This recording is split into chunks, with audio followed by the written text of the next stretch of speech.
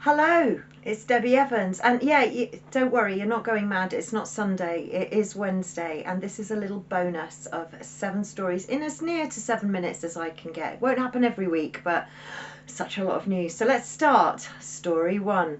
Angela Rayner, what's she up to? She's been waging a war on allotments and authorised councils to cash in on public gardens to tackle a funding crisis. Well, I'd say there's a food crisis, and many are up in arms about this, and it seems to me as though the government are trying to stop people from growing their own food. What would you say about that?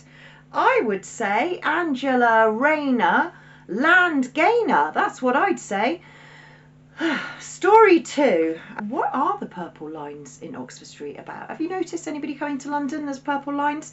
Well, apparently grabbing phones has become so prolific in London that Currys have come up with a Mind the Grab campaign, and in an attempt to keep pedestrians away from the curb, because that's where the phones are being grabbed, they're painting these purple lines on the street. And they're urging people to keep their mobile phones private. And this is a shocking statistic.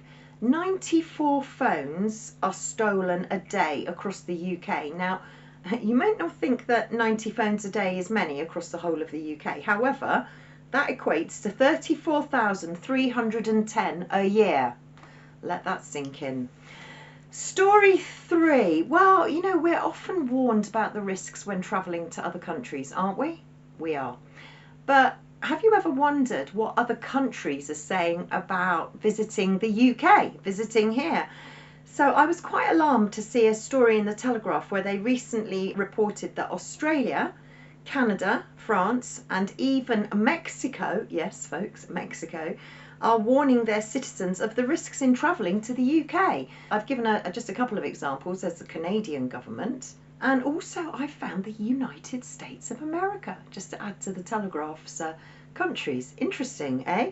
But they're warning of pickpocketing, terrorism, protests, assault, knife crime, sexual assault. The list goes on, and the links to some of those travel advisories will be in the video, in the advice beneath the video. But it appears to me as though us here living in the UK, we're living in a dangerous country. We're living in dangerous times. So let that sink in. Story 4. Trigger warning, everyone. Trigger. Let's talk Blair. How many of you are now raising your eyebrows? I am.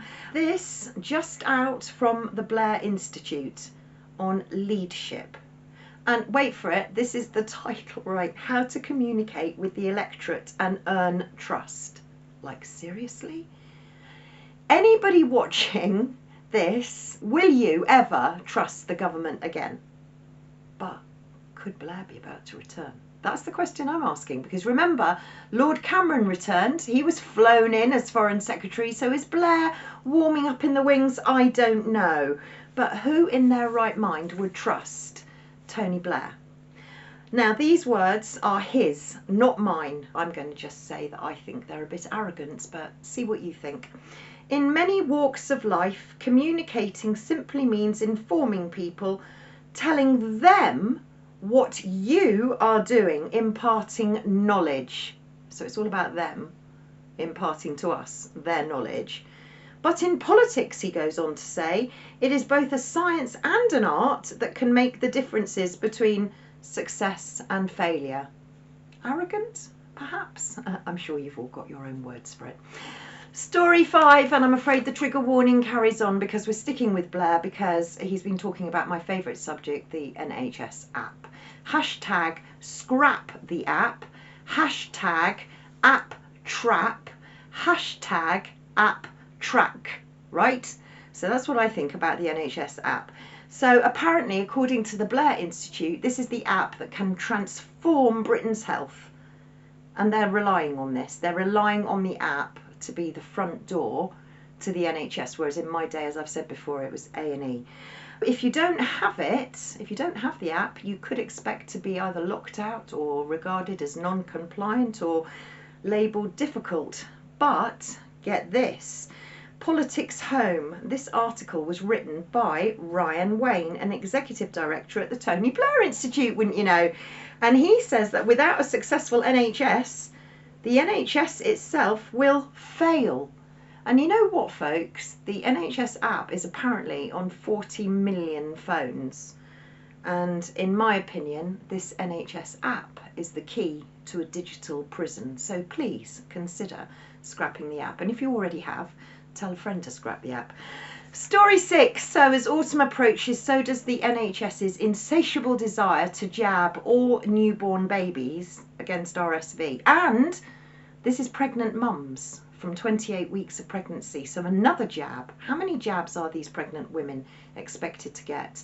And I would really value any experts out there for their advice. You know, if you're a paediatrician, if you're a midwife, please do let me know. What do you think about the RSV jab with newborns and pregnant women 28 weeks gestation? And do parents even know their babies are being jabbed at birth? In fact, do they even consent? And finally, let's finish this bonus with another of my most favourite subjects, the MHRA. So they're beginning recruitment for their new digital hub in Leeds. I bet you're all looking forward to that in Leeds. What is the immigration and the migration figures for Leeds, I wonder? Anyway, they want your data for their life sciences, and they also want to accelerate clinical trials. And we can see here that clinical trials, they don't care about you. They care about their data, and they're amending these clinical trials. They're going to come into force on the 28th of April 2026. I remember when students used to take part in clinical trials to subsidise their income. They used to get £3,000 or £4,000 for a flu trial perhaps, and some of those trials went very, very wrong, remember.